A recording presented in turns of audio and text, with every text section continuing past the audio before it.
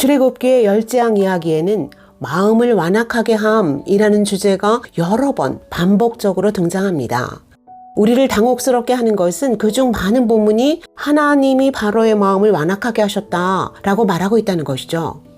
더 당혹스러운 것은 재앙이 시작되기 전부터 이미 하나님이 모세에게 2번이나 내가 바로의 마음을 완악하게 할 것이라고 예고하셨다는 것입니다. 그렇다면 바로의 마음이 완악하게 된 것은 누구의 책임이죠? 바로에게는 이미 완악해짐 외에는 다른 선택의 여지가 없도록 주사위가 던져진 거 아닌가요? 그렇다면 바로는 완전히 불리하게 설정된 게임에서 하나님의 각본대로 움직인 악역배우였다는 건가요? 하나님이 바로의 마음을 미리 완악하게 만들어 놓으시고 그것에 대한 책임을 바로에게 물으시는 건 너무 불합리하지 않나요? 신학자들은 이 어려운 신학적 주제를 2가지 다른 방식으로 해석합니다. 하나는 하나님이 바로의 마음을 결정하시고 완전히 통제하신다는 것이고, 다른 하나는 바로의 결정은 마지막까지 바로 자신의 자유의지라는 것입니다. 여기서 칼빈주의와 알미니안주의 신학이 나오고, 하나님의 절대주권인가 인간의 자유의지인가, 어디까지가 하나님의 결정이고 어디까지가 인간의 선택인가 라는 어렵고 복잡한 논쟁들이 시작되는 것이죠. 이런 복잡한 논쟁은 신학자들께 맡기고 우리는 일단 성경이 이 사건을 어떻게 말하고 있는지부터 관찰해 보겠습니다.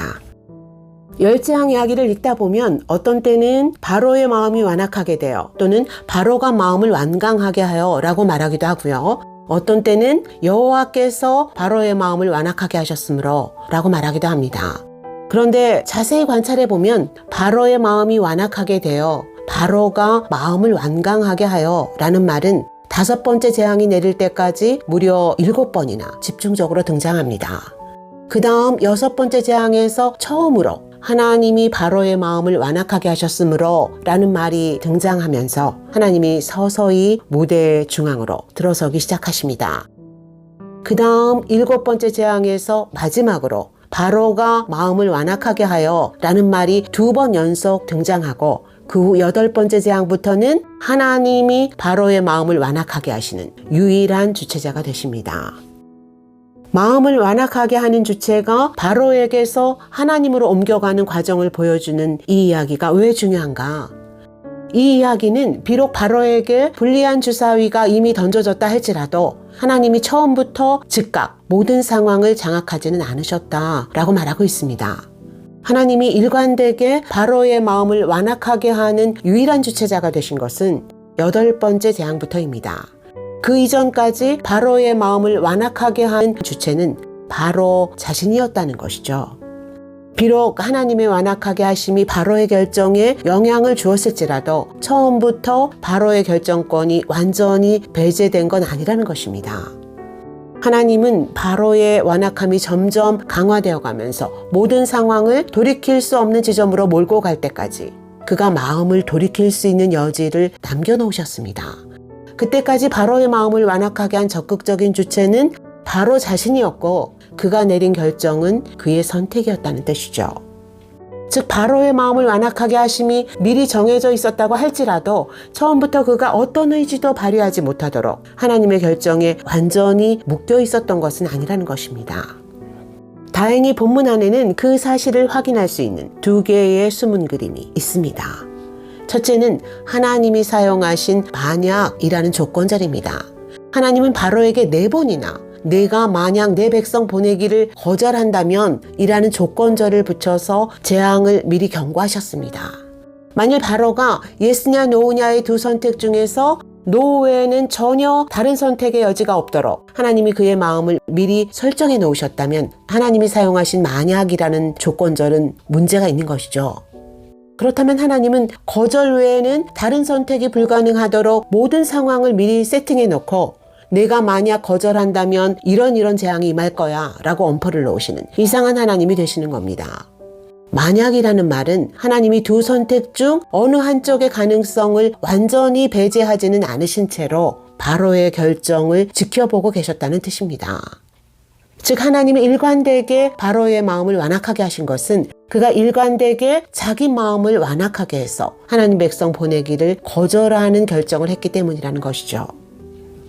또 다른 숨은 그림은 바로의 신하들이 보인 반응입니다. 하나님은 바로와 똑같이 신하들의 마음도 완악하게 하셨습니다. 그러나 바로의 신하들은 8번째 재앙에서 하나님께 백기를 들고 이 사람들을 보내서 그들의 하나님을 섬기게 하소서. 왕은 아직도 애굽이 망한 줄 모르시나이까? 라고 왕에게 마음을 바꿀 것을 촉구합니다. 심지어 바로의 술사들까지도 이는 하나님의 권능입니다 라고 고백하지 않습니까?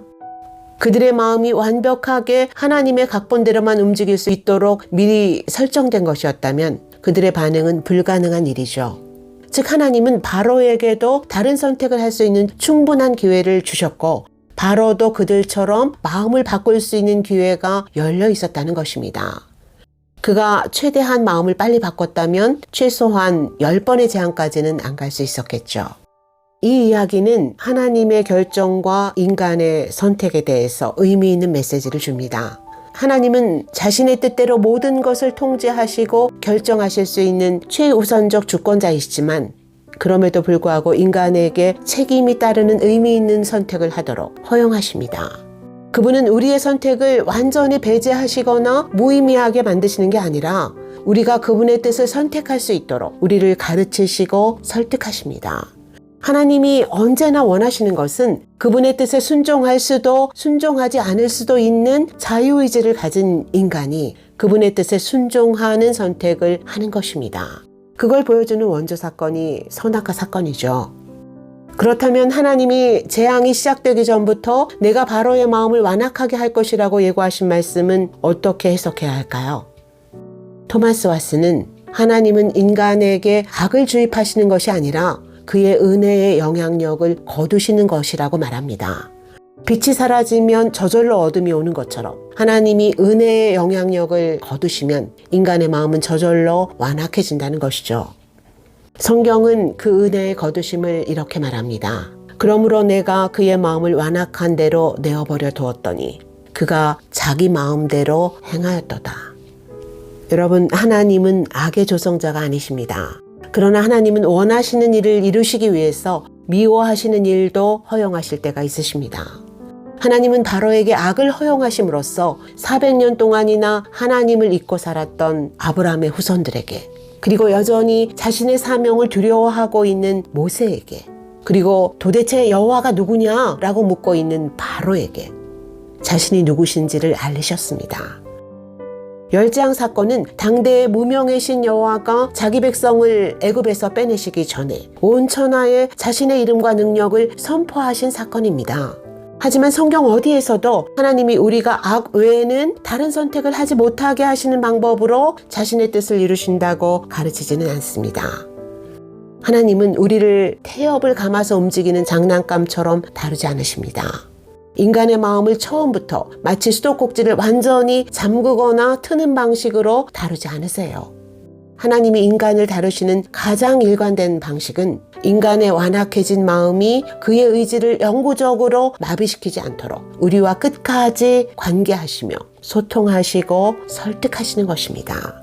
여러분 생각해 보세요. 이스라엘의 마음이 아무리 완악해져도 하나님은 그들을 단번에 심판하지 않으셨습니다. 수많은 선지자들을 보내서 지금이라도 회개하고 내게로 돌아오라고 끝까지 그들을 설득하셨어요. 그들이 심판받은 것은 수없이 경고를 받고도 일관되게 마음이 더 완악해져서 통제불능의 상태가 되었을 때입니다. 인간의 완악함이 스스로 급류를 타고 빠른 속도로 폭포의 낭떠러지를 향해 돌진해 갈 때, 그때는 회개조차도 재앙을 멈추게 할 수 없습니다. 그때가 하나님이 은혜를 거두시는 시간이고 인간의 완악한 마음을 완악함 그대로 내어버려 두시는 시간입니다. 하나님이 바로의 마음을 완악하게 하시기로 결정하셨다면 그것은 그 불가피한 순간만을 목전에 두고 계신 결정일 것입니다. 시계의 톱니바퀴가 서로 반대 방향으로 가는 것 같아도 두 톱니는 서로 합력하여 시계를 움직입니다. 어디까지가 하나님의 결정이고 인간의 선택인지 우리 머리로 다 이해할 수 없을지라도, 그러나 우리는 하나님의 뜻이 합력해서 선을 이룬다는 것을 알고 있습니다. 그분의 섭리를 믿고 합력하여 선을 이루실 것을 믿는 그 약속 안에서 우리는 아무리 힘들고 쓰디쓰더라도 우리 인생이 우리보다 훨씬 더 크신 분의 섭리대로 움직이고 있다는 확신으로 쉼을 누릴 수 있습니다. 언제나 최우선적 결정권자이신 그분이 가장 불합리해 보이는 섭리를 통해서도 선을 이루심을 믿는 믿음 안에서 그분의 크신 손이 우리의 작은 손을 사용하시면서 체크무늬 옷감처럼 아름답게 짜내시는 위대한 섭리의 비밀을 발견하는 여러분이 되시기를 예수 그리스도의 이름으로 축복합니다.